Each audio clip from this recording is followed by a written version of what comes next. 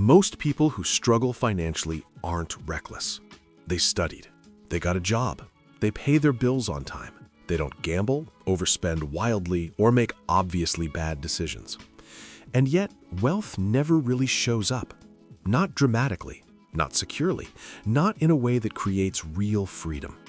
For a lot of people, money just feels managed, handled, kept under control, but never ahead. If that sounds familiar, this video is for you. Imagine a fairly typical situation. You're doing what you were told to do. You finished school or training. You found a stable job. Your income slowly increased over the years. Let's say you earn around $70,000 a year in the US, or maybe 55,000 euros in Europe. On paper, that's respectable. After taxes, social contributions, and insurance, your monthly take-home pay might land around $3,800, or closer to 3,000 euros depending on where you live. You budget. You pay rent or a mortgage. You cover utilities. You have a car or transport pass. You pay insurance. You save a little when you can. You're responsible. So why doesn't wealth seem to grow? The uncomfortable answer is this. Most people are doing everything right inside a system that doesn't reward long-term wealth building, only short-term stability. The system is very good at helping you survive. It's not very good at helping you get ahead. Here's what that looks like in practice. Let's talk about expenses. As income rises, life doesn't just get more comfortable, it gets more expensive. A better apartment because you can afford it now. A newer car because reliability matters.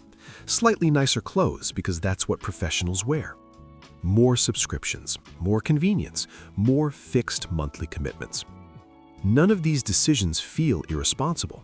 In fact, they feel reasonable, earned, even necessary.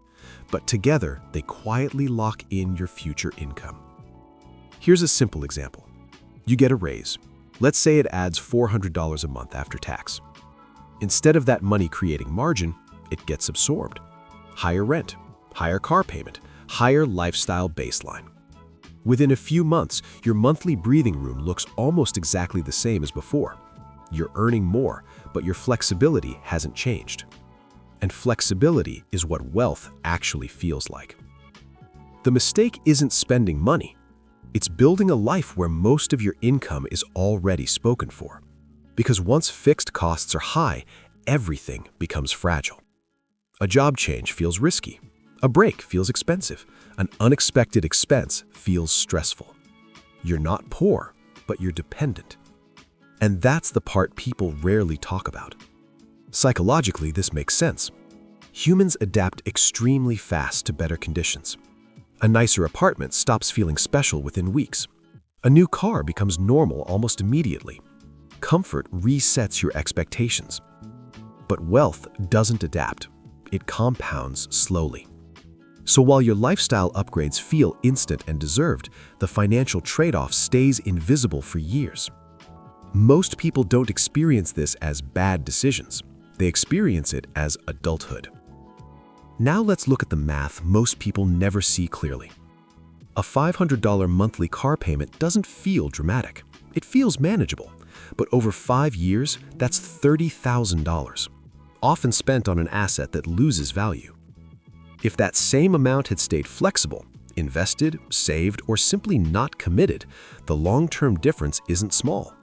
It's the difference between options and obligations. But monthly affordability hides long-term cost, and modern financial life is built around monthly payments. This is why doing everything right still doesn't build wealth for most people, because the system rewards consistent income, predictable spending, stable consumption. It does not reward low fixed costs, delayed upgrades, invisible progress. Wealth is quiet, stability is visible, and most people are pushed socially and structurally towards visible stability. Financially intelligent people aren't radically different. They're not extreme, they're not obsessed with money, they're not denying themselves life. They simply protect margin. They keep fixed costs lower than their peers. They let income rise without immediately upgrading life. They value flexibility more than appearance. They don't ask, "Can I afford this?" They ask, what does this commit my future to? That single shift changes everything. If you feel like you've done everything right, but wealth still feels distant, it doesn't mean you failed. It usually means you followed the rules exactly as they were written.